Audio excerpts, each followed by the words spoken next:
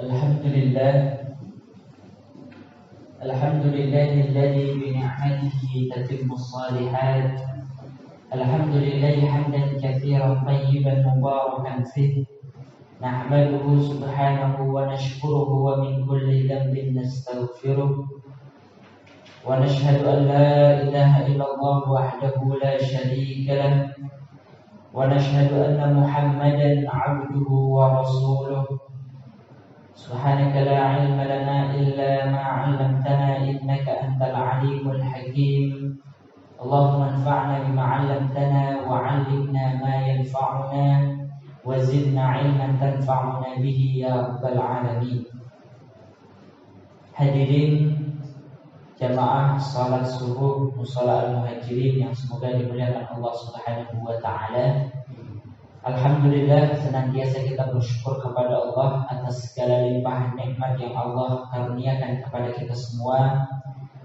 Dengan kenikmatan-kenikmatan inilah kita berharap kepada Allah agar lebih bisa mendekatkan diri kita kepada Allah, lebih bisa menjadikan kita sebagai hamba yang pandai untuk bersyukur. Nikmat-nikmat ini kita jadikan sebagai sarana kita untuk senantiasa ingat kepada Allah Subhanahu wa taala. Maka dengan ini semua kelak kita berharap agar ketika Allah menanyakan setiap kenikmatan-kenikmatan yang Allah berikan kepada kita semua, maka kita bisa mempertanggungjawabkannya dalam keadaan yang ringan. Jamaah sekalian yang semoga dimuliakan Allah, di antara kenikmatan Allah juga kepada kita semua yaitu kita bisa kembali melanjutkan kajian subuh kita.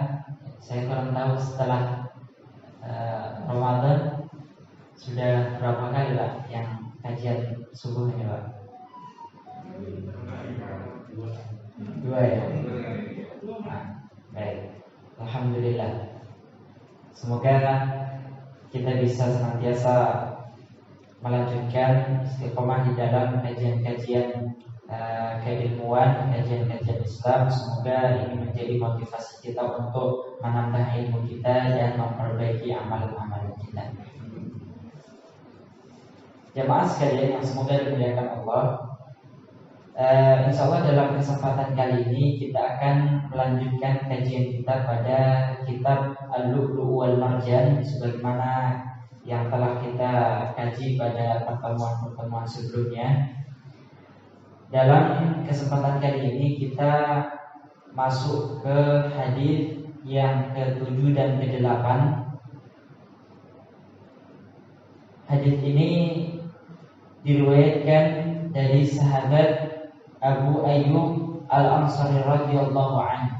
Disebutkan hadits Abi Ayyub Al-Ansari radhiyallahu anhu anna rajulan qala ya Rasulullah akhbirni bi'amalin yudkhiluni al-jannata faqala al-qawm ma lahu faqala Rasulullah sallallahu alaihi wasallam arabbun ma lahu faqala Nabi sallallahu alaihi wasallam ta'budullaha la tusyrik bihi syai'an wa tuqimus salata wa tu'tiyaz zakata wa tasilur rahim darha qala ka'annahu ala rahilatihi.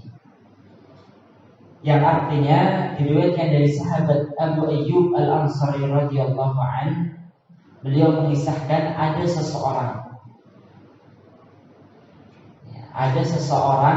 beliau tidak menyebutkan siapakah orang ini, namun di dalam berbagai penjelasan kitab Sahih Bukhari dan Muslim disebutkan bahwasanya orang ini bisa jadi sahabat Abu Ayyub Al-Ansari itu sendiri atau orang lain. Kalau di hadis yang ke-8 ini dikuatkan bahwasanya orang yang dimaksud yang bertanya kepada Rasulullah itu adalah seorang Arab Badui. Ada seseorang yang ia datang kepada Rasulullah dan bertanya, ya Rasulullah, wahai Rasulullah, akhbirni bi'amalin yudkhilunil jannah. Wahai Rasulullah, kabarkan kepadaku, beritahu aku, ajarkan kepadaku tentang amalan yang bisa memasukkan aku ke dalam jannah, surga. Kemudian para sahabat yang lain berkata, ada apa dengan dia? Mungkin dia bertanya tanpa mukaddimah gitu Pak ya. Ya. Kalau kata orang Jawa, ujuk-ujuk langsung nanya, gitu ya, enggak mengenalkan dirinya, tahu-tahu langsung nanya. Sehingga para sahabat bertanya-tanya, ada apa dengan orang ini? Maka Rasulullah menjawab, Arabun malahu, dia memiliki urusan, yaitu bertanya. Maka Rasulullah menjawab akan pertanyaan orang ini. Amalan yang bisa memasukkan seseorang ke dalam jannah Allah adalah ta'budullaha la tusyrik bihi syai'an. Hendaklah engkau beribadah kepada Allah dan tidak mensyirikkannya dengan sesuatu apapun.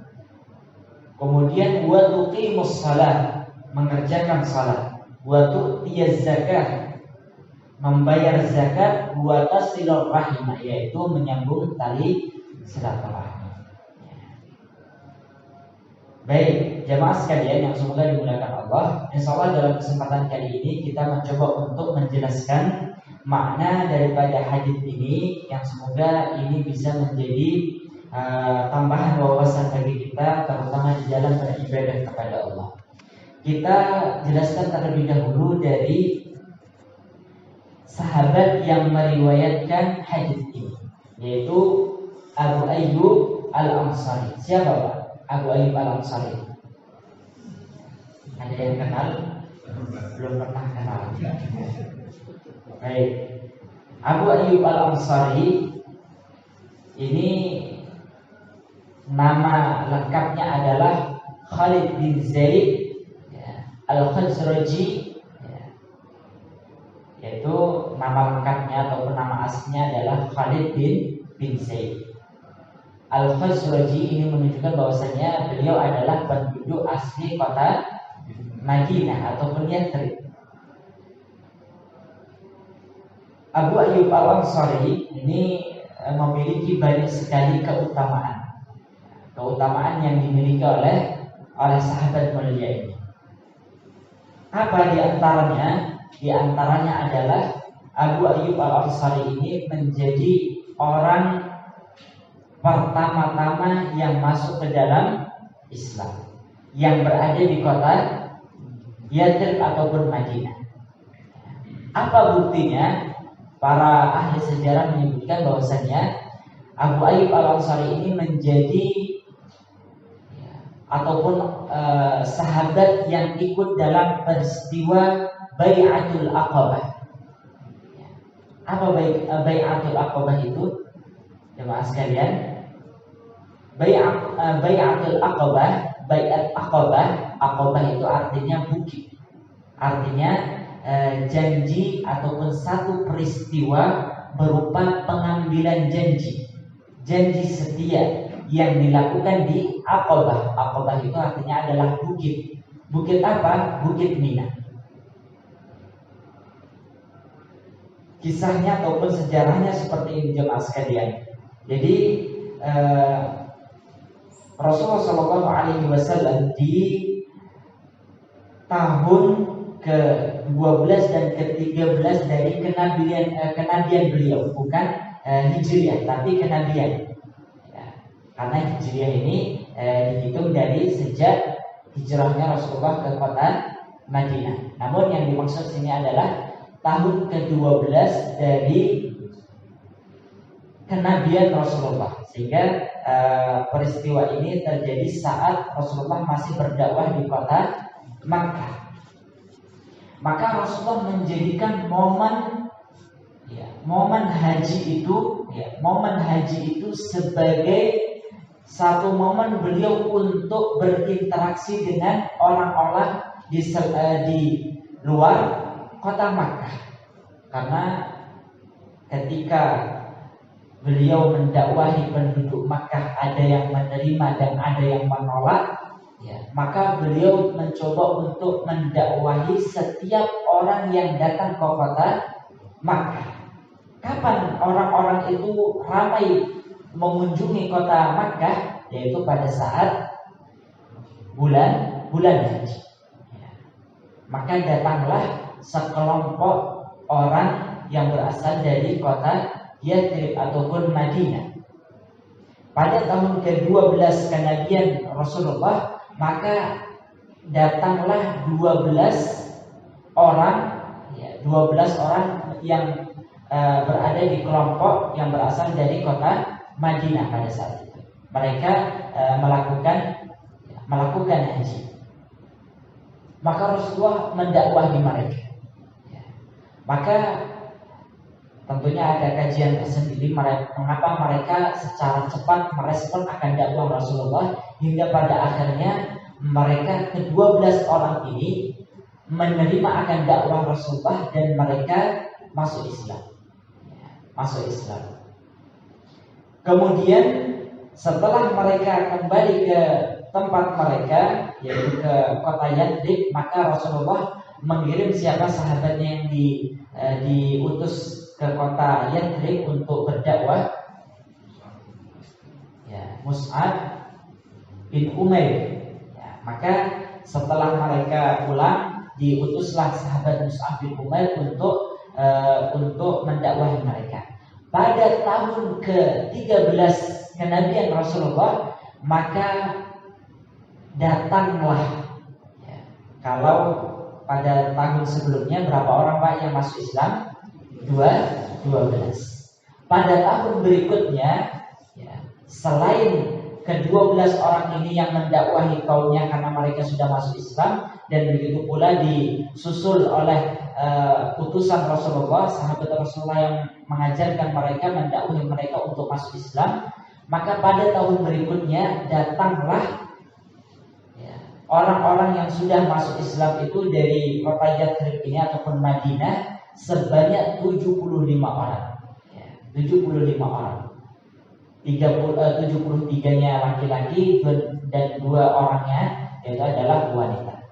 Maka mereka juga membaiat Rasulullah. Jadi kalau pada tahun yang ke-12 itu disebut dengan Bai'atul Aqabah yang pertama, ya, mereka berjanji untuk tidak mensyirikkan Allah dan mengerjakan perintah Allah dan menjauhi larangan Allah.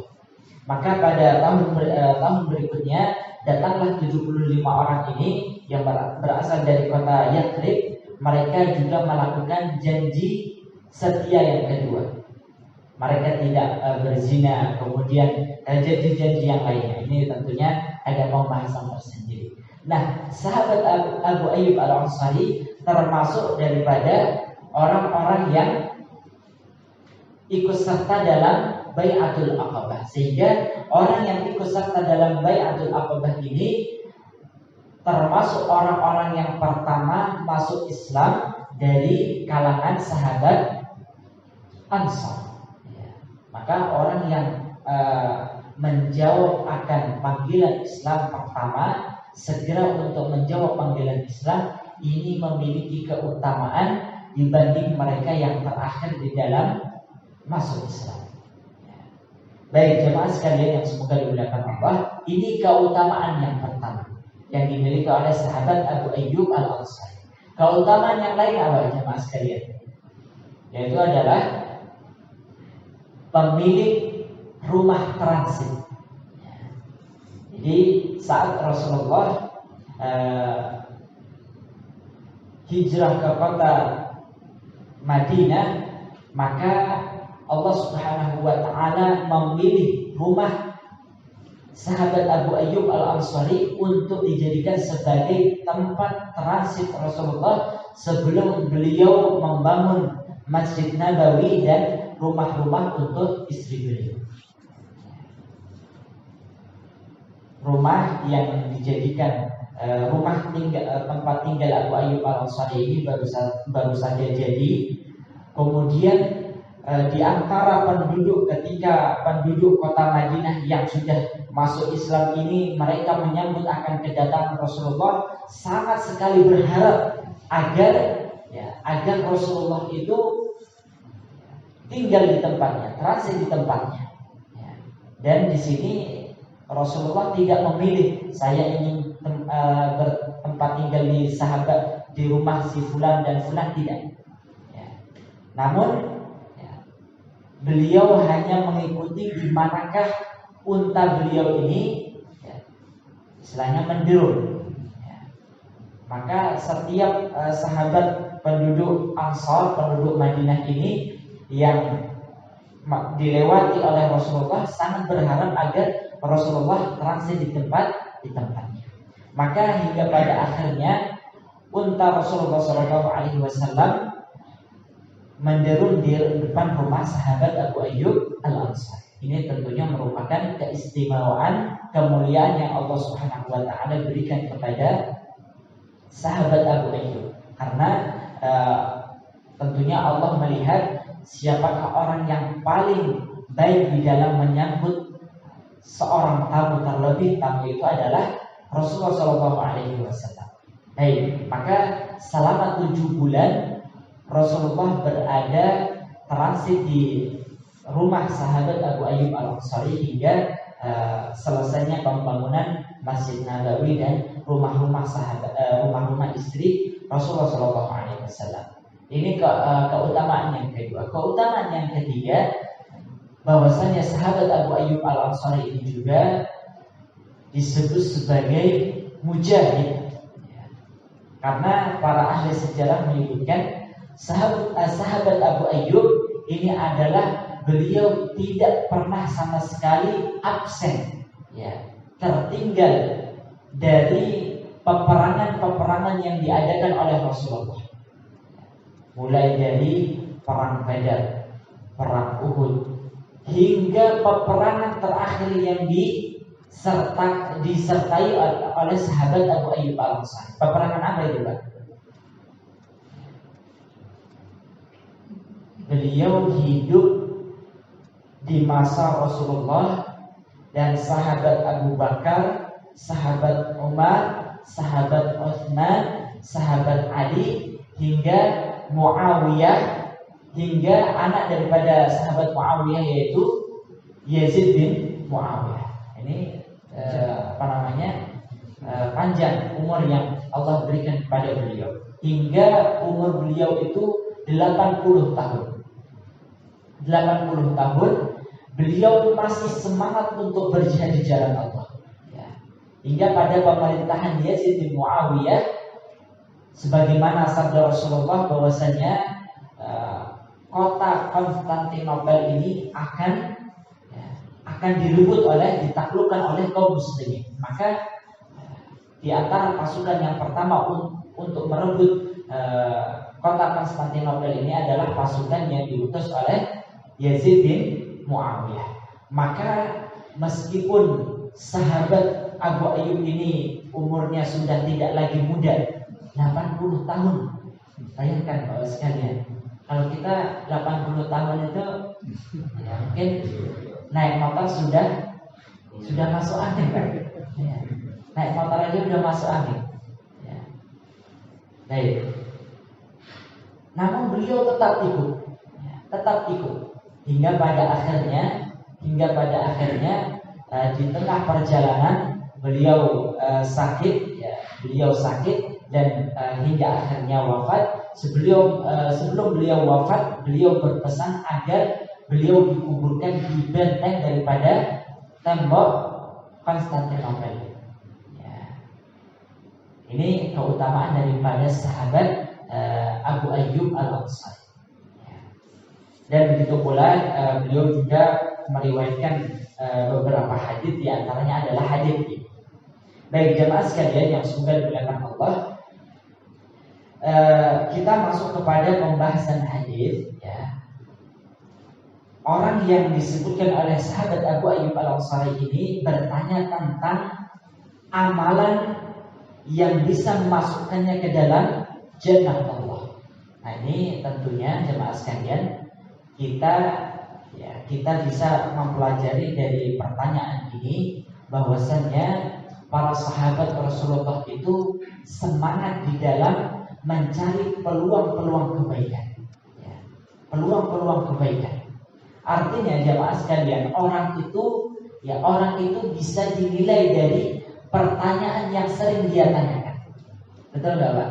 Kepribadian seseorang itu bisa kita lihat, bisa kita ketahui melalui pertanyaannya. Ya. Kalau pertanyaannya seputar sukanya bertanya tentang apa Pak? Tentang makanan misalnya. Nah ini tentunya bisa kita nilai orangnya suka kuliner, wisata kuliner. Kalau pertanyaannya seringnya tentang apa Pak? Nah tentang istri. Nah itu bisa juga akan kepribadian.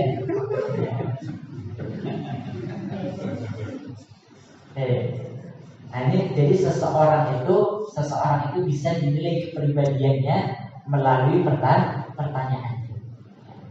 Karena seseorang itu tidaklah bertanya kecuali tentang apa yang sedang dialami oleh jiwanya. Kegundahan yang ada di dalam jiwanya itu menyebabkan dia bertanya. Begitu pula dengan para sahabat Rasulullah. Para sahabat Rasulullah itu yang menjadi kegundahan, kegelisahan di dalam hatinya itu adalah apakah amalan yang telah aku kerjakan ini sudah cukup untuk memasukkan aku ke dalam surga Allah. Sehingga senantiasa bertanya tentang amalan yang apa yang bisa memasukkan aku ke dalam surga Allah Subhanahu wa taala. Baik, makanya kita ini harus hati-hati di dalam bertanya jemaah sekalian. Kalau tanyanya seputar prospek bisnis, nah ini tentunya orangnya suka bisnis dan lainnya. Baik, jemaah sekalian, kita mencoba untuk menjelaskan secara ringkas jawaban Rasulullah SAW terhadap orang yang bertanya tentang amalan yang bisa memasukkannya ke dalam jannah Allah. Karena para sahabat itu di dalam berbagai riwayat yang ada bertanya kepada Rasulullah itu tentang misalnya amalan apakah yang bisa memasukkan aku ke dalam jannah. Ini yang pertama. Kemudian yang kedua adalah pertanyaan ayyul a'mali afdal. Amalan apakah yang paling utama? Enggak ada, jarang para sahabat, wahai Rasulullah, amalan apa yang bisa aku kerjakan sewaktu-waktu tanpa menguras tenaga misalnya. Amalan apa yang enak wahai Rasulullah? Enggak ada itu Pak. Enggak ada. Nah, ini karakter para sahabat. Amalan apa yang bisa memasukkan ke dalam jannah? Amalan apakah yang lebih utama?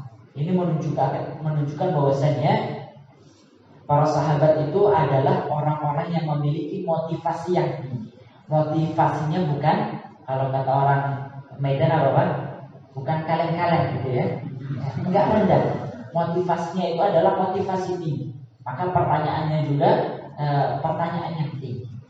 Pertanyaan tentang memasukkan aku ke dalam surga Allah ini merupakan pertanyaan yang sangat tinggi. Karena apa? Ini berkaitan tentang keselamatan seorang hamba baik di dunia maupun di akhirat. Karena keselamatan itu terletak pada dua hal. Sebagaimana yang Allah Subhanahu wa taala firmankan di dalam surat Al-Imran ayat 185. Kullu nafsin dha'iqatul maut wa innama tuwaffawna ujurakum yaumal qiyamah. Faman zuhziha 'anil nar wa udkhilal jannata faqad faz. Wa mal hayatud dunya illa mata'ul ghurur. Perhatikan pada ayat ini jemaah sekalian, ada dua hal yang menjadi target utama setiap muslim. Harus menjadi target utama setiap muslim. Menjadi usaha paling besar paling tinggi yang harus kita usahakan. Apa itu? Faman zuhziha 'anil nar. Barang siapa yang diselamatkan dari neraka Allah, wa udkhilal jannah, dan dimasukkan ke dalam jannah, faqad faz, maka sungguh dia telah menjadi orang-orang yang beruntung. Cuma dua ini saja, Pak.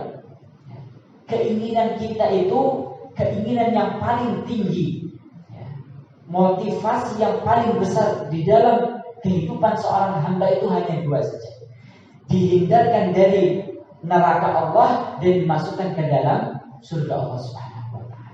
Jangan sampai, karena setiap muslim itu jangan sampai kita berpikiran saya itu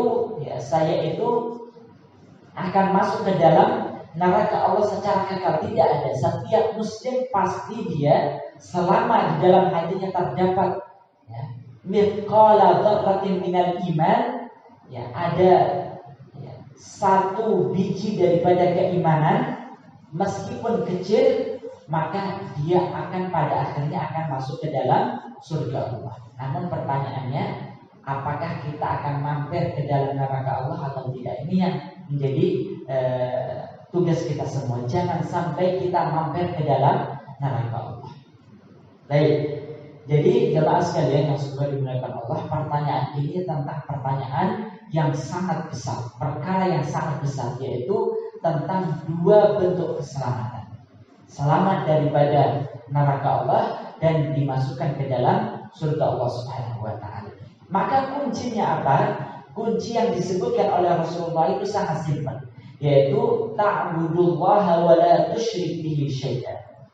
Mentauhidkan Allah dan tidak mensyirikkan Allah. Ini sudah menjadi hal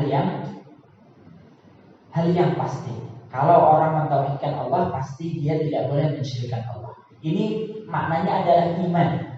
Kemudian selanjutnya adalah wa tuqimus shalata wa tu'tiyaz zakat wa tasilur rahimah. Ini kaitannya dengan kalau tadi ta'budullaha wa la tusyriku bihi syai'an, ini adalah kaitannya dengan amalan hati, amalan batin sebagaimana yang sudah kita sampaikan. Maka selanjutnya itu adalah amalan zahir. Maka ibadah seorang hamba itu haruslah disertai, haruslah dipenuhi dengan dua kriteria, yaitu amalan zahir dan amalan batin. Nah, jemaah sekalian yang semoga dimuliakan Allah, ini sudah simpel. Kita insya Allah sudah paham terkait masalah ini. Namun dalam kesempatan ini kita mencoba untuk lebih menjelaskan lebih spesifik tentang makna tauhid dan syirik. Karena jemaah sekalian, pembahasan terutama di Indonesia terkait makna syirik itu, saya merasanya seperti penjelasannya, banyak penjelasan seputar syirik itu penjelasannya hambar, gitu ya. Penjelasan seputar syirik di Indonesia ini masih hambar. Kata orang enggak nendang, gitu Pak ya. Sehingga yang terjadi apa? Yang terjadi adalah kepekaan manusia ataupun kepekaan umat untuk mengendus suatu perkara itu termasuk bagian daripada kesyirikan ataukah tidak, ini masih sangat lemah sekali. Masih sangat lemah. Ya. Indikasinya apa? Ya. Karena kepekaan kita untuk mengendus perkara kesyirikan ini akan dipengaruhi oleh mindset kita, cara berpikir kita, cara pandang kita terhadap masalah kesyirikan itu. Maka coba kita jelaskan apa yang mendasari cara pandang kita terhadap perkara syirik itu, sehingga menyebabkan kebanyakan kaum muslimin itu lemah di dalam mengendus perkara kesyirikan yang terjadi. Di antara yang menjadi mindset kaum muslimin terkhusus di Indonesia itu adalah dalam menerjemahkan kata tauhid. Kata tauhid itu seringnya diterjemahkan dengan apa, Pak? Maha Esa. Maha Esa. Artinya adalah kata tauhid itu Maha Esa ini difahami oleh kebanyakan umat Islam di Indonesia baru hanya sekedar kata jumlah, seputar jumlah bahwasanya Allah itu ataupun ketuhanan yang Maha Esa ini masih seputar apa? RUU HIP ini ada kaitannya. Sehingga apa? Dari sini juga kita paham yang ada di Pancasila ketuhanan yang Maha Esa ini karena tadi kurang difahami, kurang dimengerti oleh kaum muslimin, sehingga ketika dibawa ke pemahaman ataupun pemanaan yang lain itu sangat mudah sekali, sehingga dibawa ke ketuhanan yang berkebudayaan ini. Karena apa? Karena maknanya kurang bisa difahami. Kalau misalnya kita ingin memahami lebih dengan bahasa yang mudah, arti daripada tauhid itu adalah yang namanya mentauhidkan Allah itu adalah menjadikan Allah itu satu-satunya, bukan Allah sebagai salah satu. Coba saya ulangi sekali lagi. Makna tauhid yang simpel, agar kita tidak gagal paham. Makna tauhid itu yang simpel itu adalah menjadikan Allah menjadi satu-satunya, bukan menjadi salah satunya. Sama seperti seseorang, kalau misalnya seorang suami, kita mulai terlebih dahulu dari analogi yang mudah. Karena setiap orang itu pasti dia ingin ditauhidkan dalam arti bahasa. Contohnya adalah seorang guru. Kalau ada seorang guru yang sedang mengajar murid-muridnya, kemudian ada seorang murid yang dia maju ke depan juga untuk mengajar, kira-kira guru ini marah atau tidak, Pak? Pasti marah. Karena apa? Dia ingin, seorang guru itu ingin ditauhidkan dalam arti bahasa, artinya tidak ada orang yang ingin mengajar bersamanya. Dia ngajar, ada orang yang lain yang ngajar, dia tidak mau.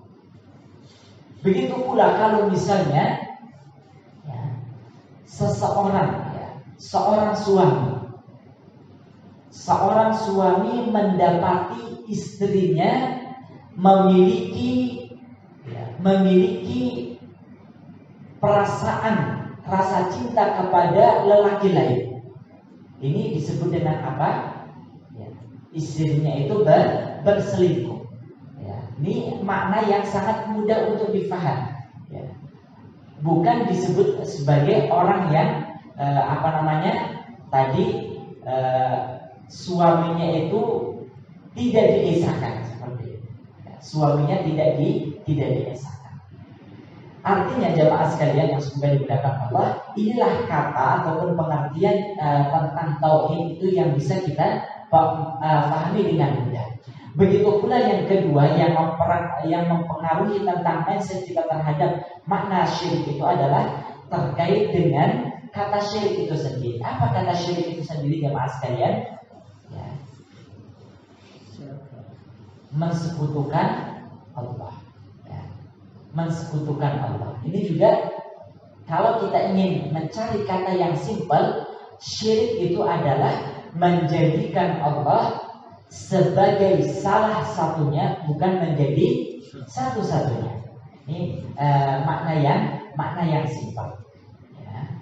Dan begitu pula cara pandang kaum muslimin di Indonesia terhadap makna syirik itu juga, bahwasanya pemahaman kaum muslimin terhadap makna syirik itu baru seputar tentang yang berkaitan dengan tata cara ibadah. Seseorang itu memahami syirik itu ketika seseorang itu ruku sujud kepada benda. Coba kalau misalnya seseorang ruku sujud ataupun tangannya seperti ini, ya di suatu benda, nah itulah baru disebut dengan kesyirikan. Baru terikat dalam pemaknaan seperti ini. Dan begitu pula objek daripada kesyirikan itu yang dipahami adalah ketika baru seputar objeknya itu ketika berbentuk berhala misalnya, patung, kemudian batu dan lain sebagainya. Sehingga inilah mindset yang dibangun oleh yang ada pada masyarakat kita. Sehingga kalau pemaknaan terhadap tauhid, syirik baru seputar keempat hal ini, maka wajar ketika kaum muslimin ketika mengendus perkara kesyirikan itu masih lemah. Karena apa? Pada era sekarang, zaman sekarang, ya, terlebih ketika objek kesyirikan itu baru hanya dikaitkan dengan patung dan sebagainya. Pada saat sekarang orang itu membuat patung itu niatannya kebanyakan sudah tidak lagi ingin menyembahnya. Ya, ketika seseorang membuat patung, misalnya patung misalnya, itu terkadang niatannya itu adalah untuk sebagai karya seni. Sehingga seseorang itu ketika dijelaskan tentang tauhid, syirik dengan contoh-contoh yang ada semisal patung dan sebagainya, meskipun ini tetap ketika dijadikan sebagai sesembahan tetap termasuk bagian daripada syirik, namun ini dirasa ataupun difahami sudah lewat zamannya. Padahal untuk saat ini kita masih tetap membutuhkan penjelasan tentang makna tauhid dan syirik itu yang tidak boleh lekang oleh zaman, yang tidak kadaluarsa. Makanya pemaknaan terhadap tauhid dan syirik yang tidak lepas daripada setiap waktu yang ada, maka pemaknanya itu adalah sebagaimana yang kita sampaikan tadi. Tauhid itu adalah menjadikan Allah satu-satunya, bukan salah satunya, dan begitu pula syirik itu adalah menjadikan Allah sebagai salah satunya, bukan sebagai satu-satunya. Terlebih kalau kita melihat pada zaman ini, makna bentuk kesyirikan yang paling terbesar itu apa, Mas sekalian? Bentuk kesyirikan pada hari ini yang terbesar itu adalah adanya pemikiran sekularisme dan pluralisme itu sendiri. Apa pemikiran ini jemaah sekalian? Pemikiran ini mengharamkan bahwasanya Allah itu sebagai satu-satunya, dan hanya membolehkan Allah sebagai salah satunya. Betul nggak Pak? Pemikiran liberalisme, pluralisme itu membolehkan kita untuk sholat, membolehkan kita untuk meyakini Allah sebagai sesembahan kita. Kita boleh sholat, kita boleh apapun melakukan ibadah yang menjadi keyakinan kita. Namun kita tidak diperbolehkan untuk meyakini bahwasanya Allah itu adalah satu-satunya sesembahan yang boleh disembah baik di Indonesia maupun di luar Indonesia. Nah ini Pak, ini bahayanya bentuk kesyirikan yang ada. Bayangkan, coba kita perhatikan pemikiran sekularisme dan pluralisme ini itu tidak berwujud sebagai patung. Betul nggak? Seseorang tidak menyembah sebagaimana orang-orang terdahulu menyembah patung dan lain sebagainya. Namun ini adalah masuk daripada substansi inti daripada tauhid dan syirik.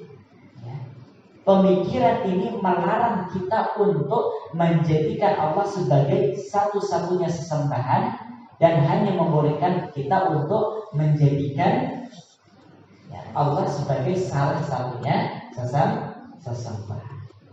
Terlebih lagi jamaah sekalian, ketika pemahaman ini, bentuk kesyirikan ini ya, berada ataupun dilindungi oleh kekuasaan. Sebagaimana pemahaman syirik yang dilindungi oleh kekuasaan pada zaman-zaman terdahulu.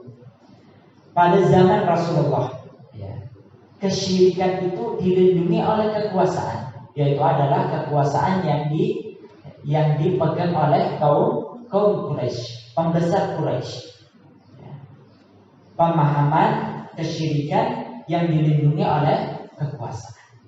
Begitu pula pada zaman Fir'aun, kesyirikan dan kekufuran yang melindungi siapa? Fir'aun dan kekuatan. Pada zaman Nabi Ibrahim alaihissalam, kesyirikan dilindungi oleh siapa? Kekuasaan, yaitu adalah Raja Namrud. Dalam masa ini yang lebih membahayakan itu adalah selain bentuk kesyirikan itu masih ada, namun yang lebih membahayakan itu adalah manakala pemikiran seperti ini dilindungi oleh kekuasaan. Dan kekuasaan itu sekupnya bukan nasional namun internasional. Inilah yang menjadi tantangan besar umat Islam pada hari ini ketika ingin menjelaskan tentang makna tauhid itu harus berhadapan dengan kekuasaan yang sekupnya bukan hanya sekedar nasional, bahkan internasional. Yaitu dilindungi oleh PBB dan dilindungi oleh negara adidaya, yaitu adalah Amerika Serikat. Nah, jemaah sekalian yang semoga dimuliakan Allah Subhanahu wa taala, maka makna daripada mentauhidkan Allah dan tidak mensyirikkan Allah ini pada zaman kita haruslah senantiasa kita ajarkan ya, dengan pemahaman yang mudah dan pengertian yang tidak terbatas oleh suatu zaman saja ya. Maka kita harus ajarkan dengan betul-betul. Kalau seseorang itu di dalam hatinya dia meyakini bahwasanya dia mentauhidkan Allah ya. Apa makna dia mentauhidkan Allah? Jangan sampai dia menganggap bahwasanya ketika dia baru sekedar ya, menjadikan Allah sebagai salah satunya, dia sudah menganggap bahwasanya dia telah mentauhidkan Allah. Tidak. Selama dia masih ya, berkeyakinan Allah itu sebagai salah satunya ya, misalnya meyakini Islam benar, namun di luar Islam agama Nasrani, agama Yahudi, agama Hindu dan sebagainya masih diyakini sebagai agama yang benar juga, maka tauhidnya belum benar. Baik ya? Kalau dia masih meyakini bahwasannya dia beribadah boleh, kemudian orang Nasrani beribadah juga boleh, maka dia juga ya, masih melakukan kesyirikan. Maka tauhid yang benar itu adalah ketika dia betul-betul meyakini bahwasanya Allah itu hanya satu-satunya sesembahan yang boleh disembah, bukan menjadikan salah satunya saja. Ini yang menjadi tantangan bagi kita semua di dalam mendakwahkan akan ajaran tauhid itu. Dan tentunya ini tidak lepas daripada yang namanya konsekuensi dan tantangan kita semua. Apa yang akan didapati oleh orang-orang yang mendakwahkan akan tauhid ini? Maka tantangannya adalah label-label, stigma-stigma apa? Radikal. Ya. Kalau seseorang itu meyakini bahwasanya Islam benar, Nasrani benar, Buddha benar, maka dia tidak akan distempeli sebagai orang yang radikal.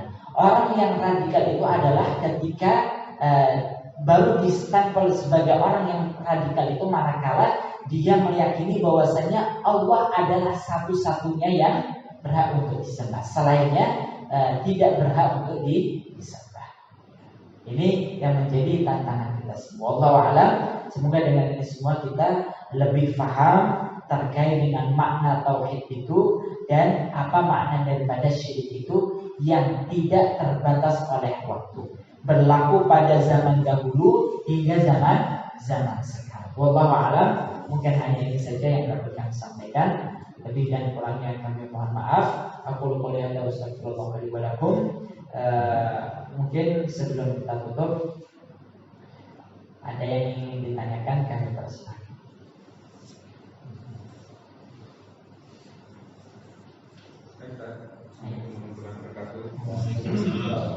Tadi disampaikan mengenai poin pada kunci untuk masuk kayak amalan-amalan apa yang paling besar untuk bisa mengembangkan surga. Nah, ini saya balik untuk kebalikannya, karena amal apa yang bisa kita lakukan yang paling besar yang kita menghindarkan kita dari neraka.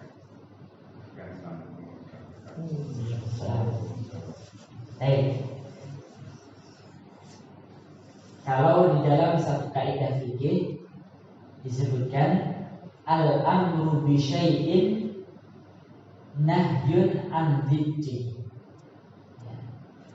Perintah terhadap sesuatu itu pada dasarnya sebagai larangan terhadap kebalikannya.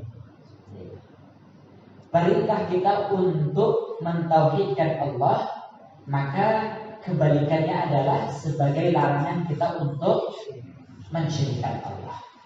Jadi artinya adalah ketika mentauhidkan Allah itu adalah sebagai kunci seseorang untuk masuk ke dalam jannah Allah Subhanahu wa taala, sebagaimana hadis Rasulullah, man kana akhiru kalamihi la ilaha illallah dakhalal jannah. Kok enak sekali ya, akhir katanya itu adalah la ilaha illallah, dia akan masuk ke dalam surga. Bukan seperti itu ya.